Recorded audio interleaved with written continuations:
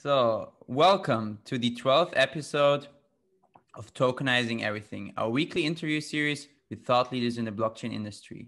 Today's guest is Darren Camas, blockchain veteran since 10 plus years, former Cardano Advisor, and serial entrepreneur and investor. Before we begin, I have to mention that all opinions in today's podcast are solely personal and do not reflect the opinion of Amazing Blocks or any other involved parties.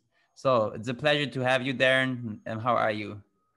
I'm good. How about you? It's a pleasure to be here. I won't force my opinions on you. Yeah, thanks. I'm good as well. So maybe would you like to start by just briefly giving an intro on yourself and your background and how you kind of got into the blockchain space? Yeah, sure. So I got in a very strange and a very roundabout way. I'm originally from the U.S. I was working in luxury real estate and property management right around when the housing market crashed. And so I decided to get some new experience, and I actually moved down to Chile. In Chile, at a barbecue with a bunch of expats, I met some guys who were going to start one of the first Bitcoin exchanges in the world, which was called TradeHill.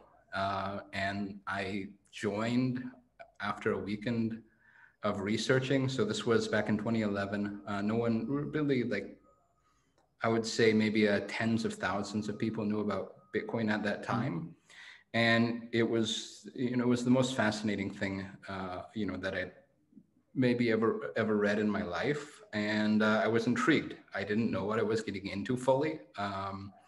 But it was fascinating, the idea of, creating an alternate monetary system. So I joined, and I guess more or less the rest is history. I've been working now, this is my 10th year. And it's been a little bit all over the place. So started on the exchange side, also did a brokerage. We were looking at early, I would say generation 2 applications, even in 2013, 2014. I've worked on the protocol side with Cardano. It's also, quite a crazy, humbling, awesome experience now seeing it have shoot up to, I guess, the present value is about a $30 billion market cap. And to see this industry explode is really neat. I feel overwhelmed a lot because you used to be able to track it all on a single, web forum. And now, it's hard to track just one sector. And that's a great thing. It's a really great thing. So even now I'm playing around with DeFi a lot. It's the first time that we really get all the tools that we really dreamed of in the beginning, which is, I love the term money Legos. How do you piece together these financial modules that don't require, a central intermediary? And that's really cool. So, you get these basic, lending and exchange applications, and you can do a lot of other things. And so I'm quite excited to see where this industry will go. I'm also working on a stealth concept in DeFi. So it's really exciting to see just how far we've progressed. Yeah. So, yeah.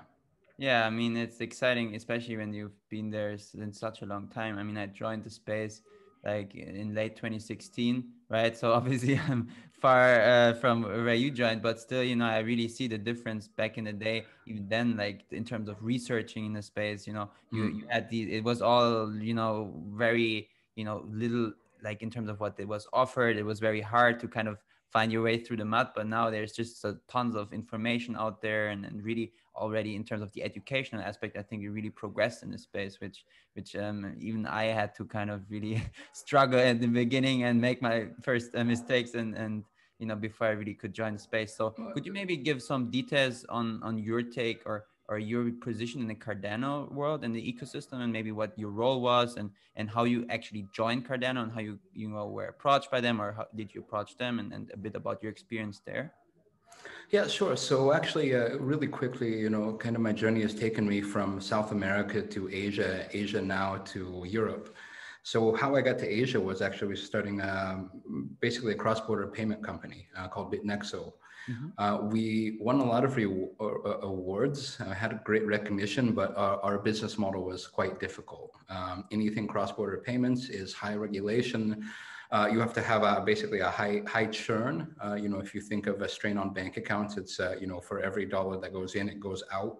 If you're using an exchange to clear payments, then it has to go out to the exchange. So it's the licensing, and it's more the the high volume, right? And so it's always been difficult to get and keep bank accounts in the crypto space.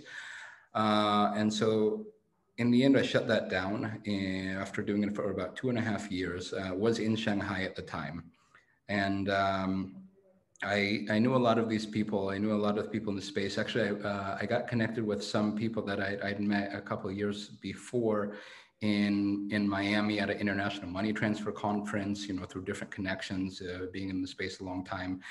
And I got introduced to the Cardano guys. I didn't know anything about Charles Hoskinson at that time, except, I'd read, this was around, just after it was a little after the DAO hack, and you had the split between Ethereum and Ethereum Classic. And I read about this former, the former CEO of Ethereum backs Ethereum Classic, which, ideologically I am all for, because it's like the idea of Coda's law. But I understand, for example, for the Ethereum community, that was a very pivotal moment where you had to decide, do we say Coda's law, and do we basically accept the responsibility of not really bad actions, but I would guess some negligent actions. But the thing is, it affected such a huge potential of the early community that it was a big pivotal decision. So this guy, I didn't know much about.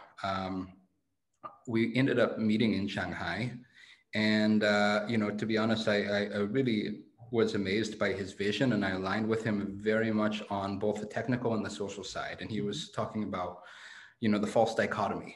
You have two sides. You have unregulated, and then you have the regulated side, and you have people that, let's say, at that time, maybe Monero or Zcash would say regulation doesn't exist, or was saying maybe Ethereum or I can't remember the other one that says there's nothing but. And he said, well, this is a false dichotomy. There's a third way. Can you build an ecosystem where you can give all the tools, you can have it open, and you can also build all the tools for compliance? Like can you build modules that are for a financial system that plug into real world systems? Let's say identification, let's say taxation. And that can be plugged into these, basically the money Legos, where you can build different financial applications that are both privacy centric, or give freedom to the users, but that can also interact with these kind of constructs. And actually, if you see where Cardano is going today, they're really focusing on, I was talking with the head of Africa operations. They're really focusing on RealFi. RealFi, how does decentralized finance connect into real, I guess not real, but brick and mortar, physical world things. If we're just going to use blockchain for endless shitcoin speculation, then it has some limited use. So I guess I'm rambling a bit, but with Charles, the big vision was always we want Cardano to be the software stack for the developing world, the financial software stack for the developing world. And that's a really, really amazing vision. What's happening in DeFi is great, but it's mostly all digital, and it's digital native, and it doesn't really have too much crossover with, let's say, our physical space right now. But I think one of the big things that they're working on is in Ethiopia is focusing on identity. And once you can plug things like identity in, then you have different modules that you can build, regulated financial applications. And I guess that would go into even like the, tokenization or security tokens, say at Amazing Blocks, right?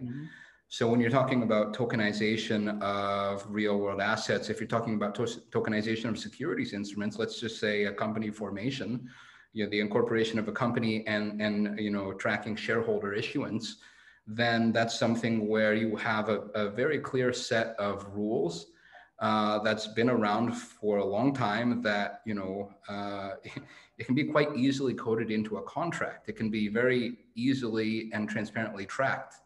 But you also have these existing precedents that are not going to get thrown away. Like, for example, the ability to do a shareholder ID check for transfer restrictions for a share moving from one jurisdiction to another, moving from one securities exchange or stock exchange to another.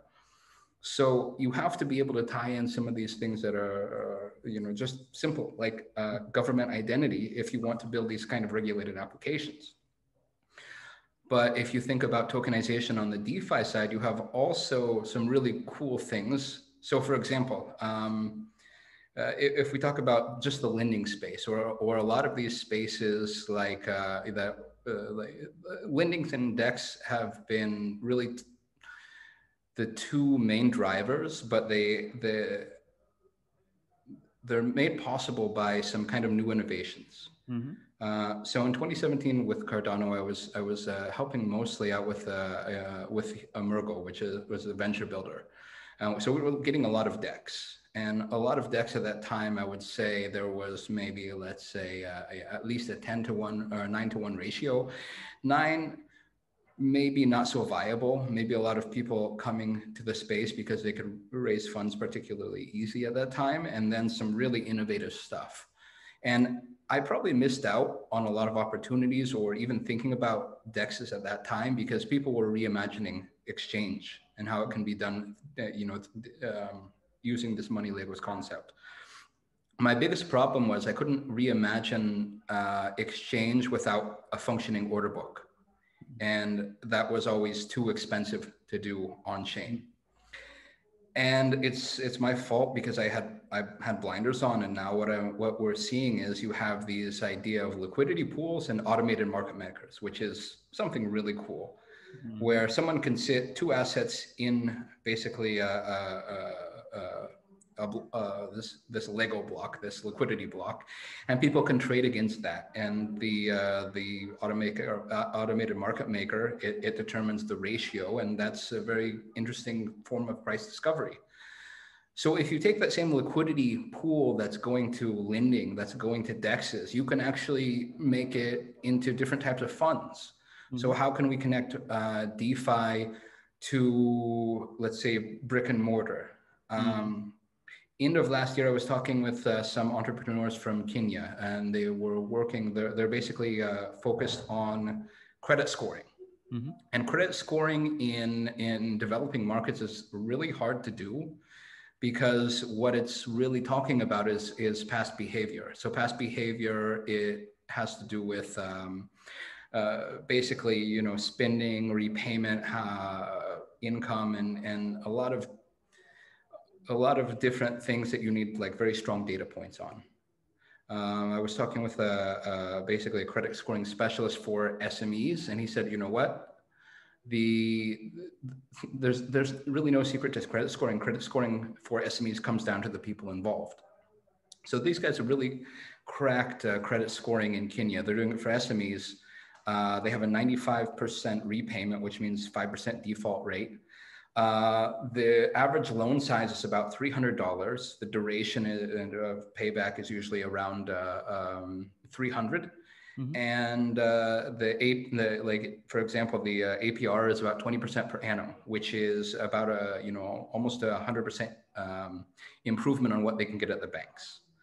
So what if we can take this liquidity pool concept, plug it into, let's say, a local exchange, that does Kenyan shilling, like AZA. Mm-hmm. What if that can clear then the payments to the local SMEs that can pay back?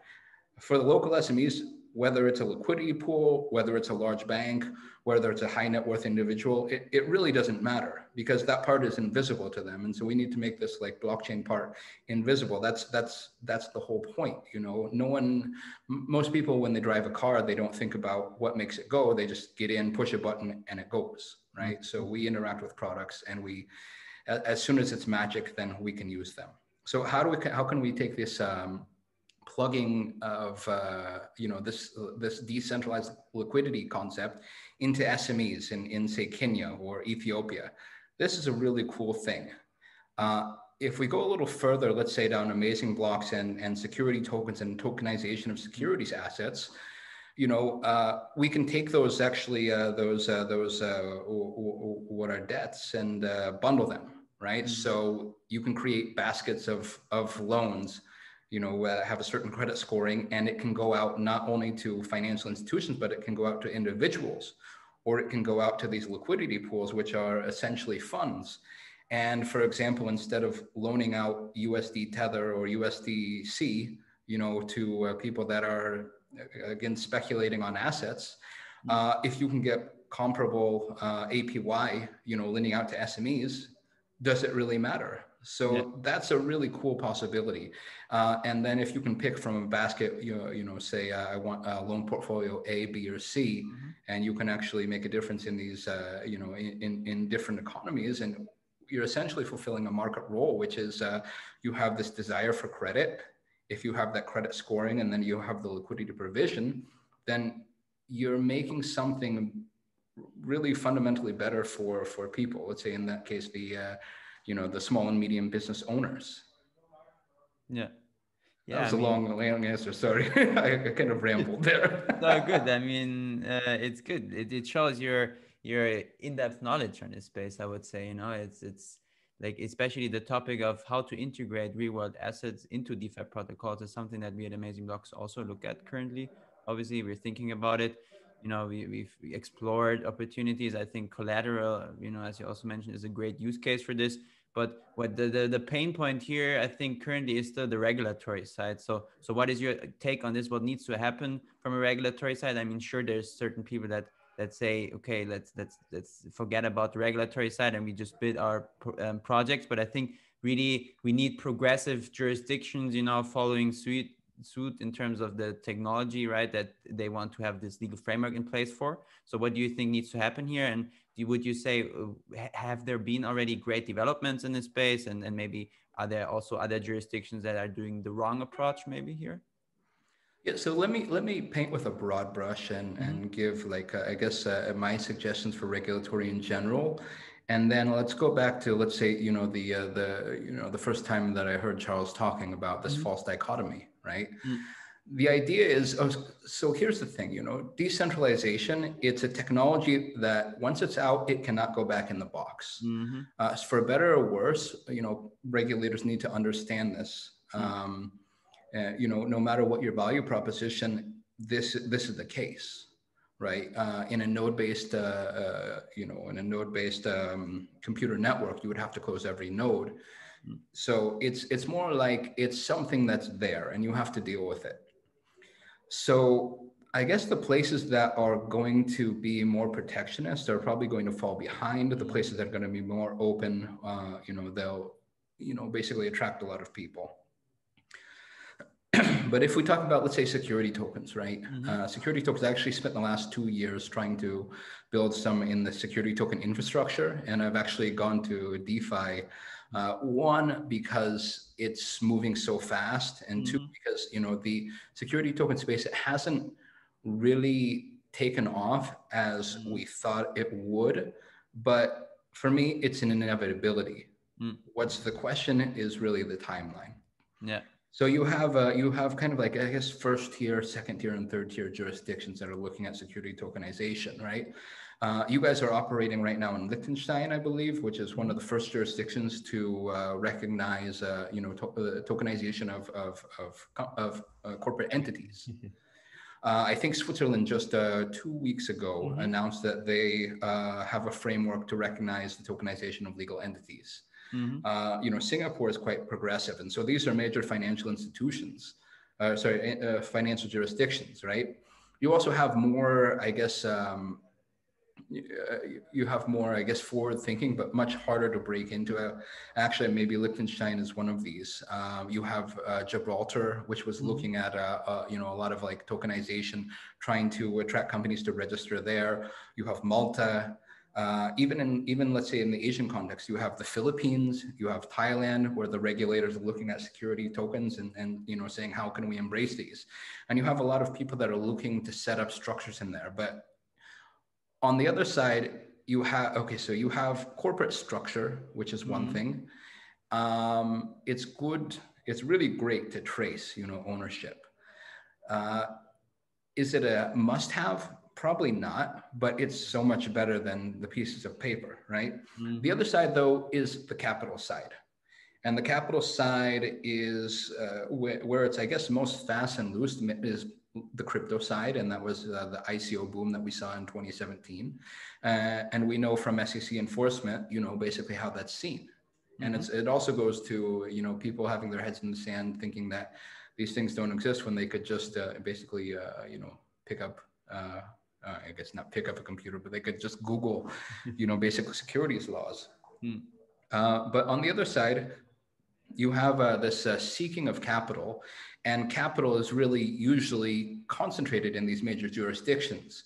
So if you are then going to like a secondary or tertiary jurisdiction to be able to open up to other investors, to, let's say, like I guess in the Philippines, in the SEZA economic zone, where you can now target, I think you have to target accredited investors, but accredited investor is anyone with 20K, 20,000 USD in the bank or more. Well, that's great, but you're also missing out on really deep-pocketed individuals that are much more interested in the space. So you have this kind of interesting dance where people are looking to get, I guess, the most, like to the forefront of the regulatory side. On the company side, people are trying to attract capital and going to these jurisdictions, but you'll see probably a reaccumulation around some of the major jurisdictions that have access to the capital. And again, that's maybe talking about, Switzerland and Singapore for the moment, and then other places will follow. So it's an interesting dynamic. There's no way to solve it. There's no people were doing very, creative things to argue that something was not a security. Now maybe people should just recognize that something is a security and figure out how to deal with that. Especially if they're raising, funds for a venture, and then, go. It's actually, we're running the cost calculations while doing the security token things, and it was more or less the same price, to get all your ducks in a row to say something's not a security as to comply. So, it's really not such an advantage to, too creatively structure. Yeah. Yeah, I think you really were on point there. It's a dance, right? On the one hand, you want to push this decentralization forward. On the other hand, you have to kind of, find the right way, kind of find a common ground to also onboard, the real world, the traditional finance sector, and so on to this economy. Also, because this can provide obviously a lot of liquidity to this space. So let's just go back a bit to Cardano as well. Something that obviously I would like to ask you is Cardano, as you already mentioned, is building a lot of real world use cases for blockchain, right? That's like there's a lot of projects out there, and you mentioned the right name for it, the so-called shitcoin, so to say, right? That promise a lot, but they really do not have traction. They seem good on paper maybe, but they really do not have a community in place. And Cardano has the community. They have one of the largest communities in terms of developers in general. Like they have a great support.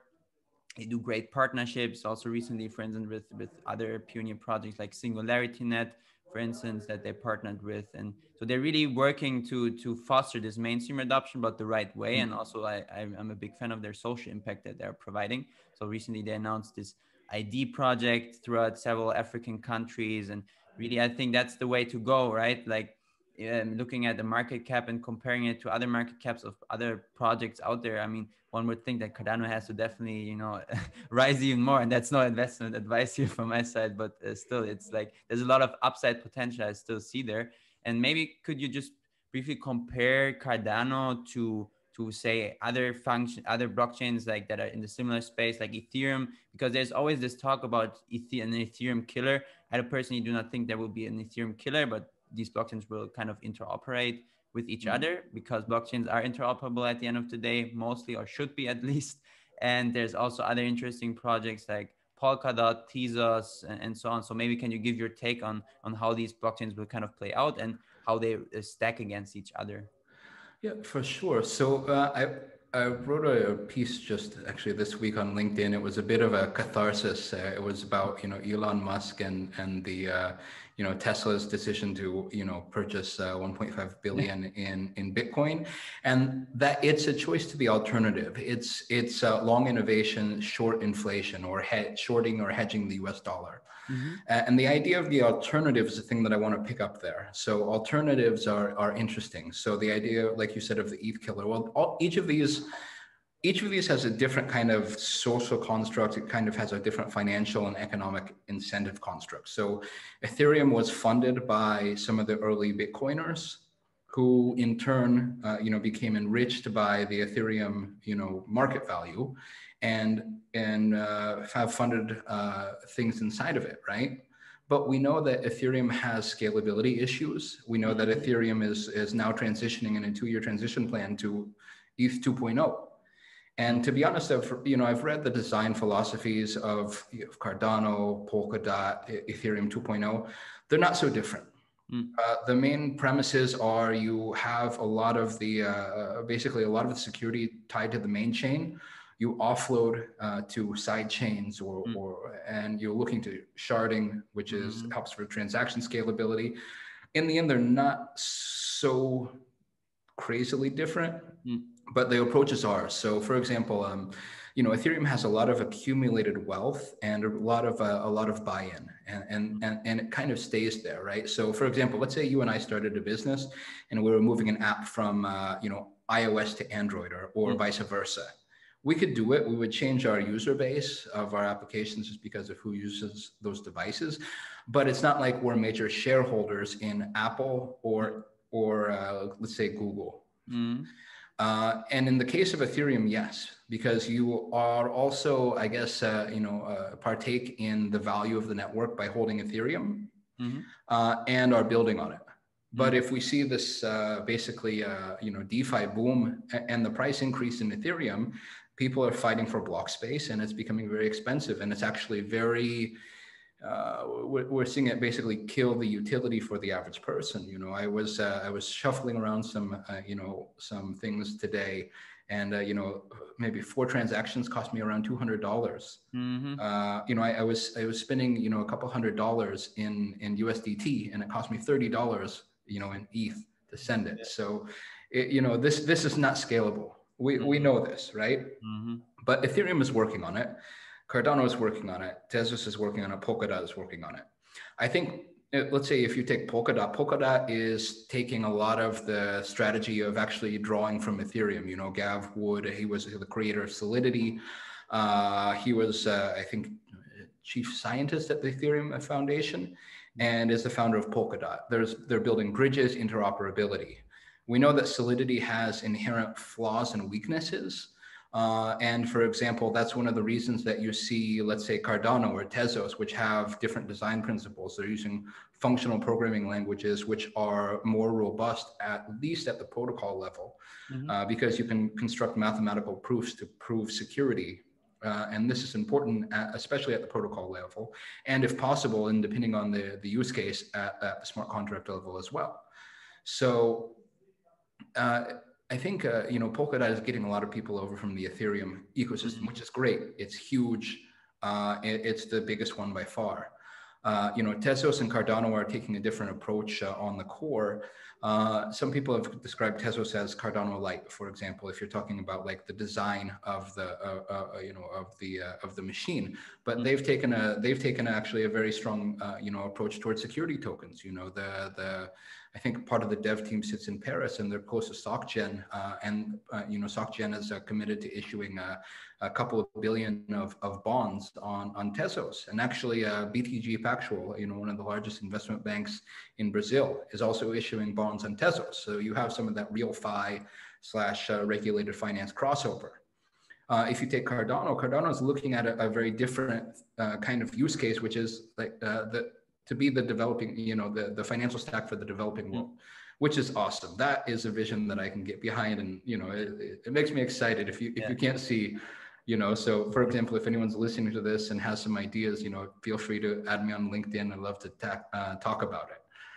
But that's a completely different, like a social vision. And then from the developer vision, they're looking at they've been working with runtime verification, with a K framework, which is opening up, using a different, basically like a multi-language compiler, so that it can onboard, basically anyone who can program. You don't have to know Solidity to program on Cardano.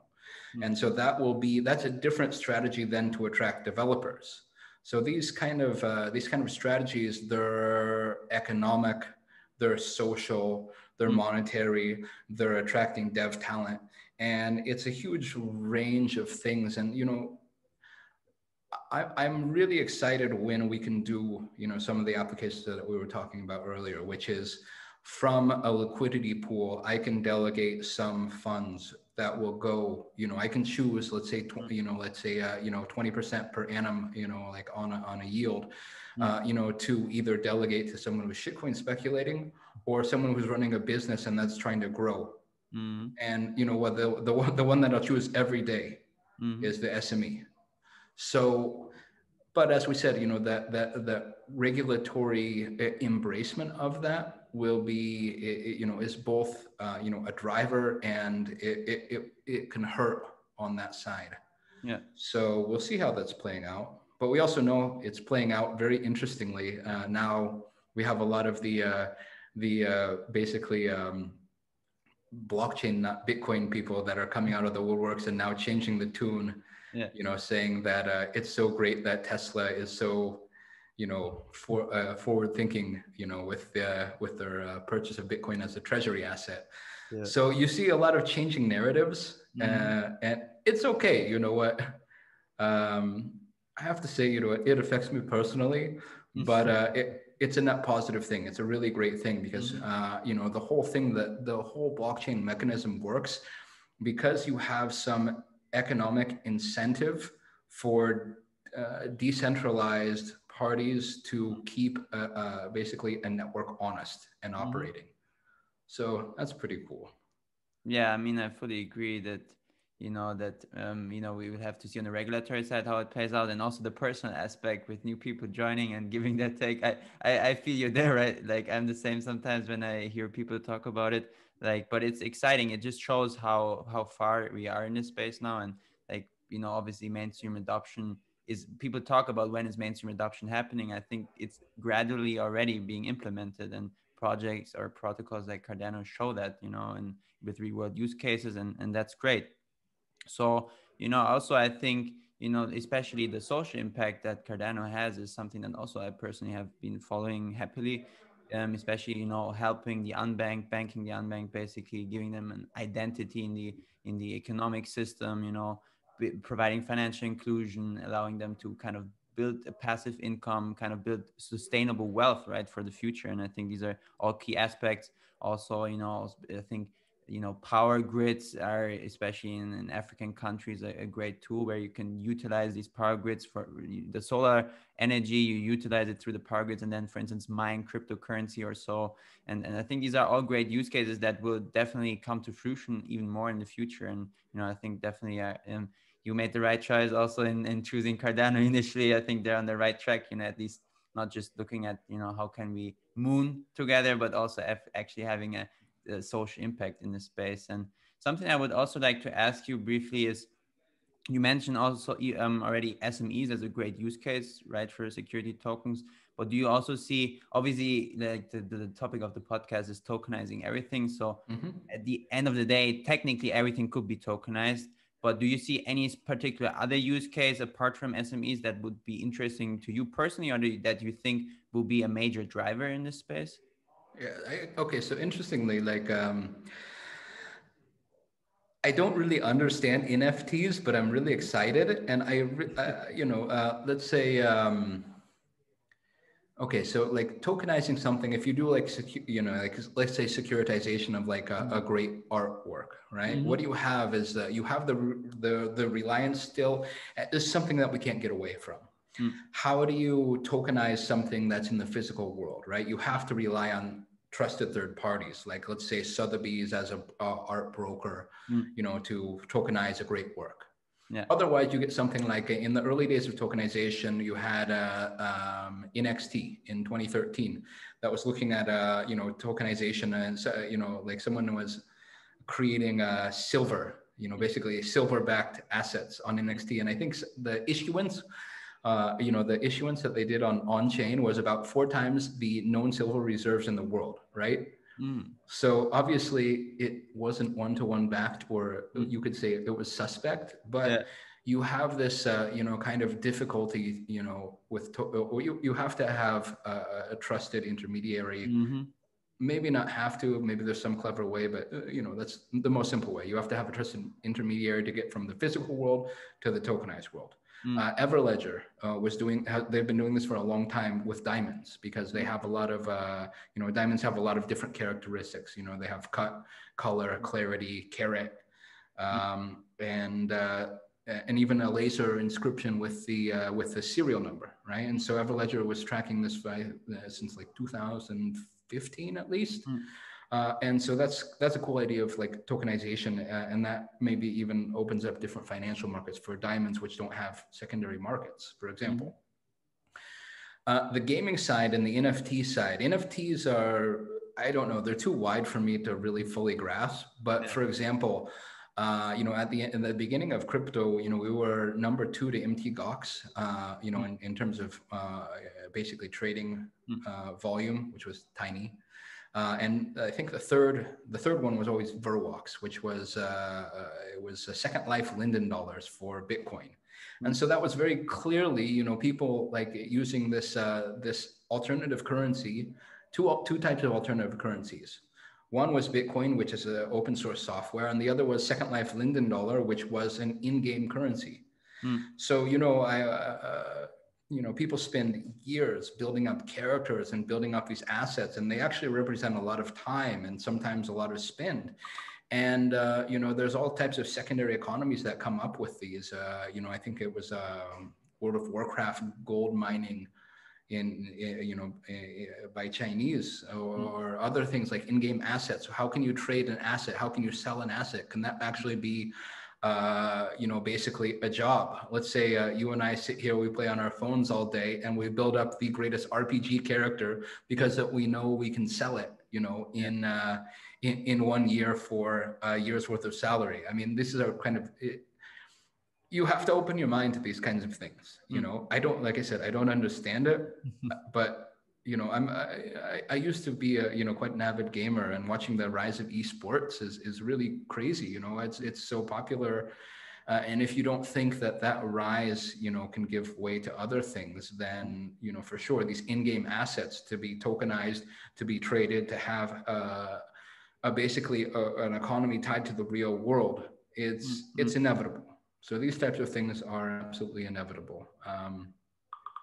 It's just it's just picking the right one. It's building it. You actually have to have a lot of people that go and build. I would say that a lot of my career is spent failing building infrastructure. So this is what happens. You don't get the easy to use tools that we have today, for example, to interact with DeFi without a lot of blood, sweat, and tears along the way. So I think all of these things are inevitability. It's just the timeline. Yeah. No, I fully agree also with you on the NFT aspect. Like, if the NFTs are a really hot topic, and I've had a couple of calls also with potential clients in that regard. And I think it's going to be interesting to see how this plays out when you can actually, morph, like for instance, a land piece or a property basically in a decentralized gaming world into a financial asset, for instance. And like I read a report the other day that their value is actually skyrocketing. So it's interesting. I still don't, as you also, do not fully grasp NFTs, but I definitely have to get my head on this. And like it's just like when you listen to people in the industry that are well connected, like everybody is currently talking about it, and I think it's going to be a hot topic playing out in the future to see. So to kind of wrap this up, can you just briefly talk about what you're currently working on? I think I know you're working on Full Farm. You mentioned a stealth DeFi project. Obviously you cannot go too much into detail, I assume, but just a brief overview of maybe what you can share with us. Yeah, for sure. So briefly, I'm a co-founder at Full Farm. It's here in Milano. It's one of the first. It's one of the first venture builders. It's the first AI venture builder in Italy and maybe in Europe.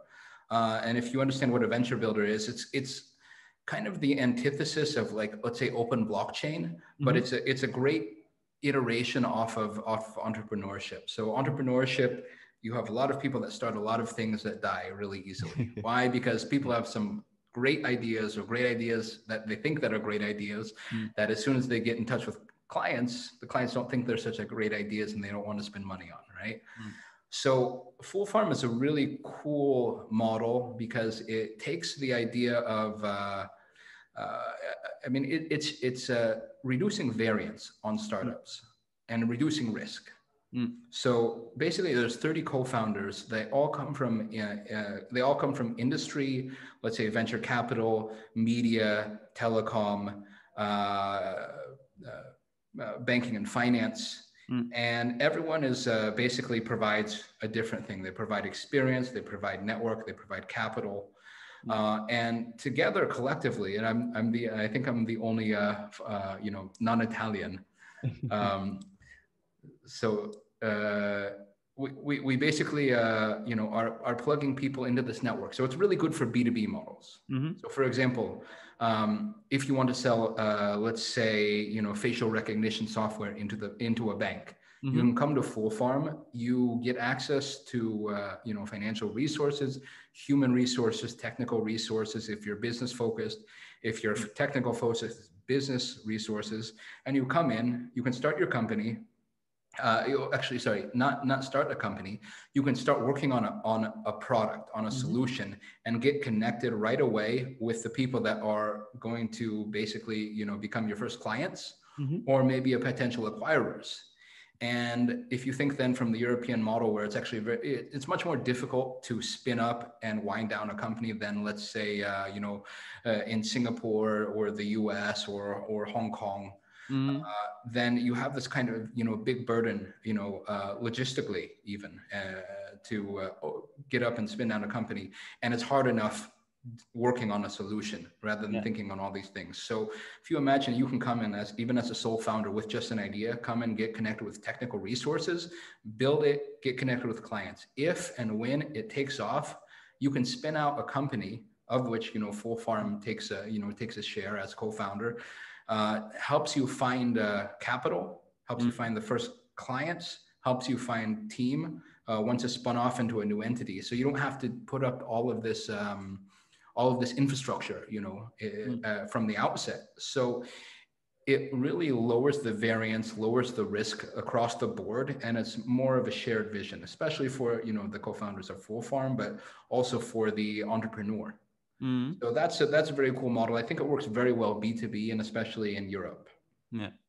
And then on the other side, I'm getting up a project in DeFi, which is completely opposite, because there is B2B, but there's not. There's protocol to protocol.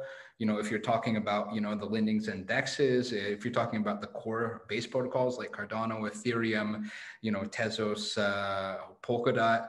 These are different, very different things, and it's open innovation, and this is pushing the envelope. So where we're going in DeFi now is where permission blockchain will, it will steal from, 5 years from now. And people would put a stamp on it and say, we thought of this, we're so brilliant. And you'll have, large companies that will, have their patent wars and will pat themselves on the back from, basically patenting something that someone else is building right now. This is an inevitability. But okay, I should also say that Full Farm has a dual focus on AI and also blockchain.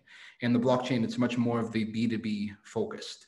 Yeah. Right? Like the track and trace, like provenance verification, something like that.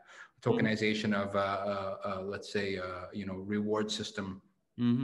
On the DeFi side, it's completely experimental and it's a new world. So one, I want to focus on, what's happening and growing this digital economy, but also want to, plug it into, the real world finance, and this is a long thing. So if you wait until it's basically there's a regulation around it, you'll never build anything. Right? Because these are some concepts, regulators are looking at now, like, for a node-based system that has no central operator, what's, how to deal with it. And it's a big question. and it'll be time before we get clarity on these things. But from the cool side, of the decentralized pool that can go out and lend to, SMEs in developing markets, that's what I want to be involved with.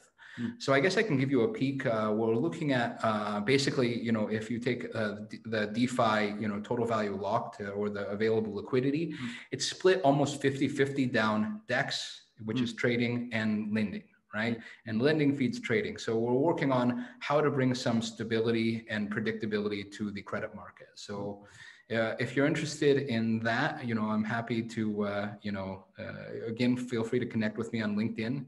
Or on Twitter, Darren Camas, and I'm happy to talk about it. Always recruiting good talent, especially right now on tech operations and marketing. But this is it. We're pushing the envelope. Basically, how can we connect all of these exciting revelations to not only to the intra blockchain ecosystem, but also connect it to real world applications. And so that's what drives me.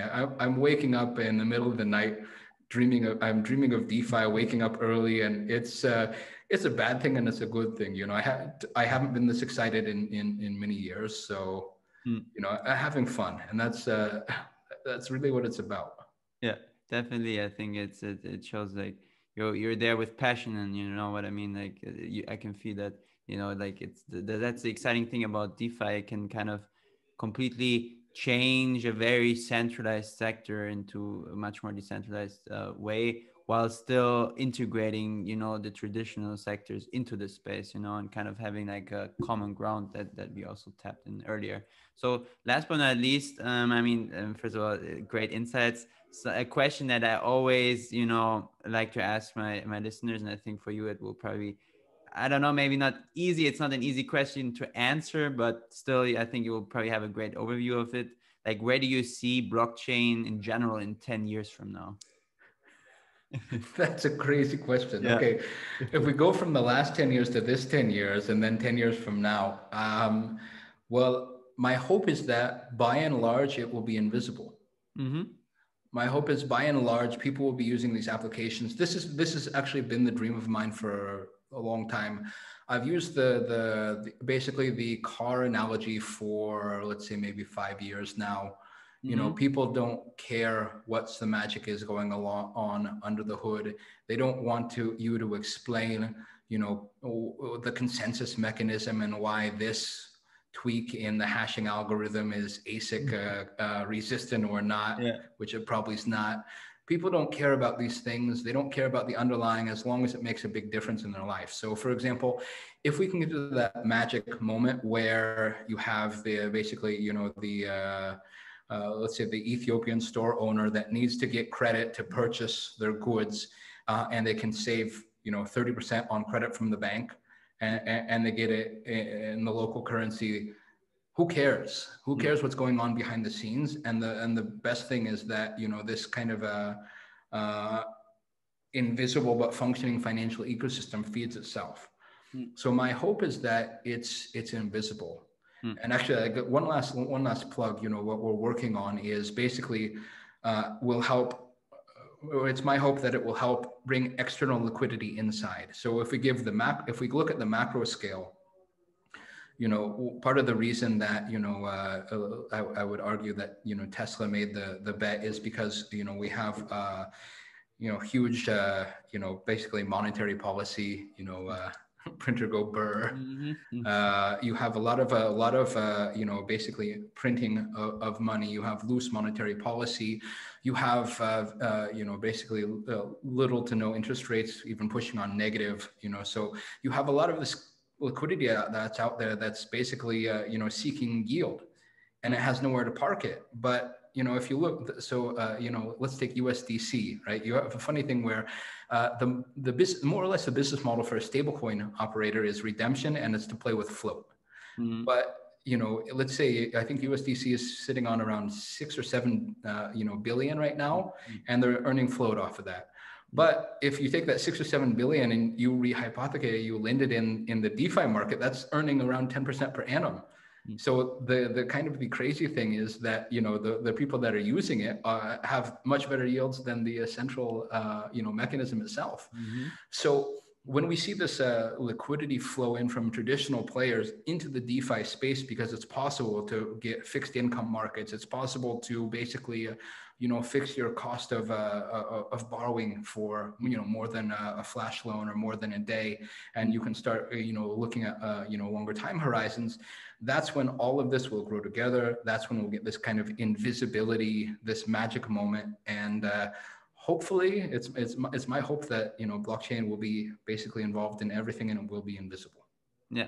Yeah, I mean that's the exact point that I also see personally. I think I always like to mention this example. Like I kind of imagine it similar to the internet, right? Like everybody's using it nowadays, but if you go on the street and ask people, tell me what is the internet, right? Like I think it's pretty self-explanatory that the answer will be pretty obvious. No, Yeah. or only a few people will be able to explain it, and I think maybe that's an issue on the one hand, sure, but I think people will just not really care what the underlying Yeah. technology is. At the end of the day, they will just use it, and the key here will be to build great interfaces, user friendly interfaces for people to apply this technology. And yeah, it's great that we share this vision. I think that's something that I always hear from the right people, I would say, in the blockchain space. This that blockchain will be basically invisible, and that should be the goal, where it's just an underlying technology, right? A Yeah. tool Yeah. that can help enhance current structures and democratize our system, decentralize it. And yeah, that's a great way to go. So Darren, it's been a pleasure. We really had a long interview. It's great to have this large degree of insights, and I really appreciate it. It was my pleasure to have you here today. So yeah, happy to have you back anytime, and good luck with your projects, and yeah, talk to you soon. Thank you very much. Take Thank you. care. You too. And to our listeners, thank you for listening to this podcast. If you have any questions, as always, feel free to reach out to me. You can ask me any question regarding security tokens. Also, don't forget to reach out to Darren, right, about his project if you want to get involved. And yeah, see you next week in another episode. Have a great day and see you soon.